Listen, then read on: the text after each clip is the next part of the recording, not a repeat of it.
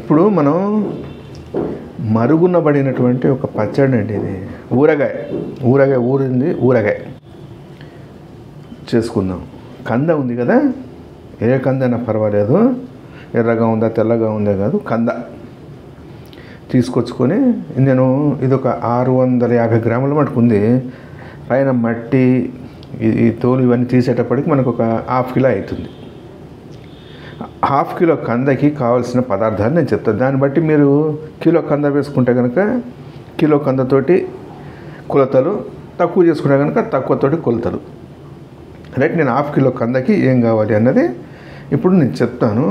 దీన్ని మనం ఏం చేద్దాం, ఫస్ట్ కందని తెచ్చుకొని పైన మట్టి మొత్తం పోయి తీసేసి మంచిగా శుభ్రంగా తుడిచేసి కట్ చేసుకొని తడి లేకుండా, తడి అస్సలు ఉండద్దు, తడి ఉండదంటే బూజు పట్టేస్తుంది. తడి లేకుండా దీన్ని ఆరబెట్టి గ్రైండ్ చేసుకోవాలి. రైట్, ఒక 250 గ్రాముల నూనె, పల్లి నూనె లేదా పప్పు నూనె అన్నది మీ దాని మీద ఆధారపడి ఉంటుంది. కారము ఒక 150 గ్రాములు పడుతుంది.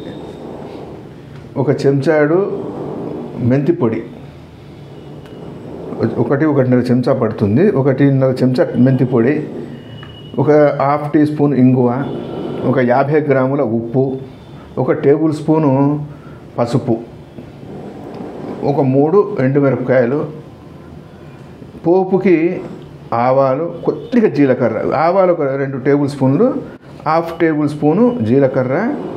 అదే పోపుకి ఒక ½ టీ స్పూను మెంతులు. కారం చెప్పే కదా 150 గ్రాములు. ఇది అరకిలో కందకు కావాల్సినటువంటి, అరకిలో కందతో మనం చేసుకునే ఊరకి కావాల్సిన పదార్థాలు. దీన్ని మనం కందని కట్ చేసుకుందాం. కట్ చేసి గ్రైండ్ చేద్దాము. గ్రైండ్ చేసి ఉప్పును పసుపు కలిపి పక్కన పెడదాము. ఇది 3 రోజుల ప్రాసెస్ అండి, 3-4 డేస్ పడుతుంది. పెట్టిన తర్వాత ఏం చేద్దాము ఏంటిది అన్నది మీకు ఆ ప్రాసెస్లో చూపెడతాను. నూనె మీరు పల్లి నూనె తీసుకుంటారా లేకపోతే పప్పు నూనె తీసుకుంటారా, ఏ నూనె వాడతారు అన్నది మీ ఇష్టం. 250 గ్రాముల నుంచి 250 గ్రాముల నూనె పడుతుంది. రైట్, ఇది నేను కట్ చేసిన తర్వాత మిగతా ప్రాసెస్ చూపెడతాను. ఫస్ట్ ఇది కట్ చేసుకుందాము. కట్ చేసి మొత్తం ఆరిన తర్వాత మీకు ప్రాసెస్లోకి వస్తాను. ఈ లోపల మీరు ఛానల్ సబ్స్క్రైబ్ చేసుకొని వీడియోని షేర్ చేసి ఒక లైక్ కొట్టండి. అయితే కొన్ని చోట్ల చింతపండు రసం పిండుతారు. మనం చింతపండు రసంని పిండకుండా నిమ్మకాయనే పిండుకుందాం. నిమ్మకాయ పిండడం వల్ల పులుపుదనం వస్తుంది. నెంబర్ 2, కారం కలరు ఎర్రగానే ఉంటుంది. ఊరగాయ పాడు కాదు, ప్రిజర్వేటివ్గా పనిచేస్తుంది. రైట్, నిమ్మకాయని పిండుకుందాం. నిమ్మకాయ ఒక 3 నిమ్మకాయల రసం కావాలి. ఈ సైజు నిమ్మకాయలనే కదా, 3 నిమ్మకాయల రసం మనకి అవసరం పడుతుంది. నేను ప్రాసెస్లోకి వెళ్తాను, మీకు నెక్స్ట్ కట్ చేసిన తర్వాత చూపెడతాను. మరో ముఖ్యమైన ఇంగ్రీడియంట్ ఆవపిండి. ఆవాలు మనం మంచిగా దంచి పచ్చి ఆవాల్ని పిండి చేసి పెట్టుకుందాము. ఒక 3 టేబుల్ స్పూన్ల ఆవా పిండి అవసరం పడుతుంది. అరకిలో కందకి 3 టేబుల్ స్పూన్ల ఆవపిండి. ప్రాసెస్లోకి వెళ్ళిపోదానండి.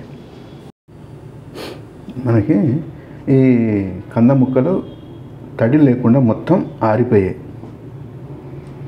తడి పొరపాటున కూడా ఉండదు. తడి ఉంటే కనుక బూజు వచ్చేస్తుంది. తడి ఉండద్దు. చేయి కూడా పొడిగా ఉండాలి. ఇక్కడ తాడు కట్టుకుంటాం కదా, కాసి తాడు, అవి దాని తడున్నా కానీ పాడైపోతుంది. గాజుల్లో పొరపాటు నీళ్ళాగి దాని పడ్డాని బూజు వస్తుంది. చాలా జాగ్రత్తగా ఉండాలి. దీన్ని ఏం చేద్దాము, మిక్సీలోకి ఎత్తేసుకుందాం ముక్కల్ని. అరకిలో ఆరిపోయాయి కదా, మిక్సీలో ఎత్తుకొని ఉప్పు చెప్పే కదా కొలత 50 గ్రాములు, అది కొద్దిగా పసుపు కలిపి గ్రైండ్ చేద్దాం. కచ్చాపిచ్చగా గ్రైండ్ చేద్దాం. బరకగా గ్రైండ్ చేసి అరకిలో ముక్కల్ని పక్కన పెడదాం. ఉప్పు పసుపు వేసి గ్రైండ్ చేసేసుకుందాం. గ్రైండ్ చేసి దీన్ని ఏం చేద్దాము, ఇది మెల్లిగా ఊరుతుంది. దీంట్లో ఉప్పు సరిపోయిందా లేదా అనేది పచ్చిది మనం చూడనవసరం లేదు. 3వ రోజు చూసుకుందాం. పచ్చిగా ఉంటుంది కదా కంద, కాబట్టి 1-2 ఉప్పు తక్కువైతే కనుక బూజు వచ్చేస్తుంది. ఉప్పు కరెక్ట్గా వేసుకోండి. మూత పెట్టి ఒక 2 డేస్ వదిలిపెట్టేద్దాం. వదిలిపెట్టిన తర్వాత కారం అది కలుపుదాం. మనకి కందని ఉప్పు తర్వాత పసుపు కలిపి 3 రోజులు అయింది, ఊరింది. అది పచ్చిగా తినద్దండి, ఊరితేనే మంచిది. ఇంకో 2 రోజులు కూడా ఊరినిద్దాం.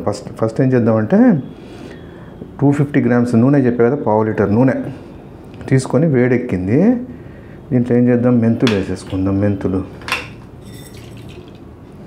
ఆవాలు, ఇవి పోపు చల్లారిన తర్వాత కారం కలుపుదాం. కొలతలని చెప్పే కదా, ఆ ప్రకారం కారం కలుపుదాం. ఉప్పు మనం ఆల్రెడీ దాంట్లో కలిపాం. సరిపోకపోతే మనం రుచి చూసిన తర్వాత అప్పుడు చూసుకుందాం, కానీ ఇప్పుడు అవసరం లేదు. ఇది తడి తగలద్దు.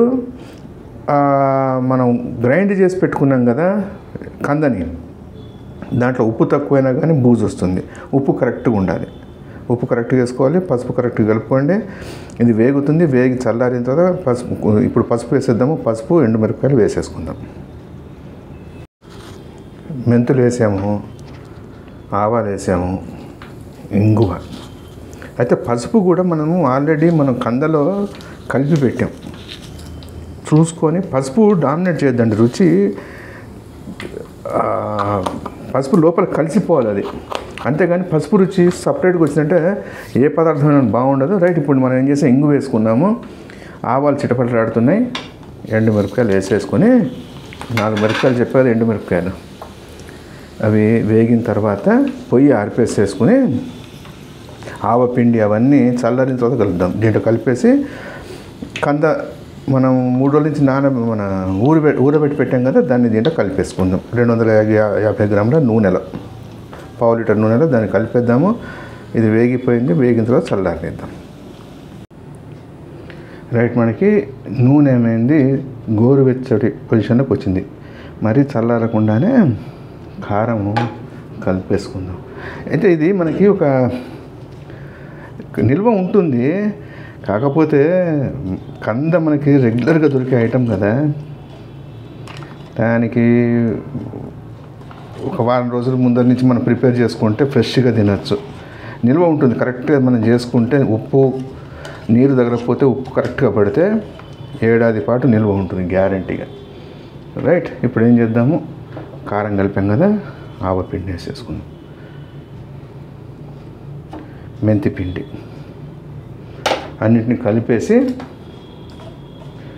కలిసింది కదా, అన్నీ చక్కగా కలిసిపోయాయి. ఇప్పుడు ఏం చేద్దాము,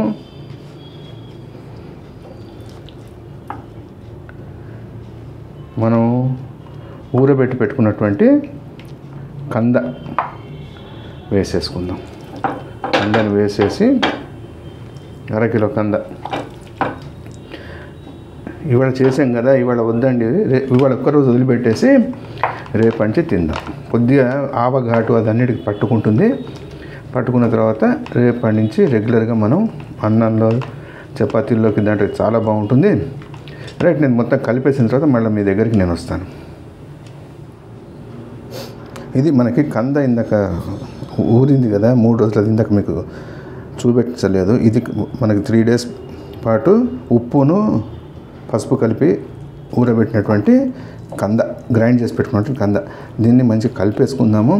కలిపేసేసి నూనె అంతా అంటేటట్టు ఒక 8-9 hours వదిలిపెట్టేద్దాం.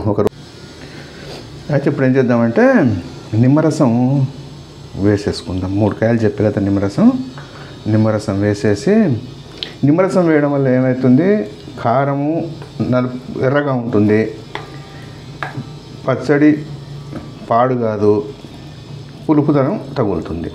అయితే ఇది మనకి 2-3 వెరైటీస్లో చేస్తారు. దీన్ని మనం ఒక వెరైటీ చేసుకున్నాం. ఇప్పుడు దీన్ని ఉడకబెట్టి తర్వాత వేయించి రకరకాలుగా చేస్తారు. నేను చేసింది ఒక పద్ధతి. మిగతా పద్ధతులు మనం వీడియో చేసుకుని చూద్దాము. రైట్, ఈ పద్ధతి బాగుంటుందండి. మీరు చేయండి, ట్రై చేయండి. ఎలా ఉందో కామెంట్ చేయండి. మరో మంచి వంటతో మళ్ళీ కలుద్దాం. థ్యాంక్స్.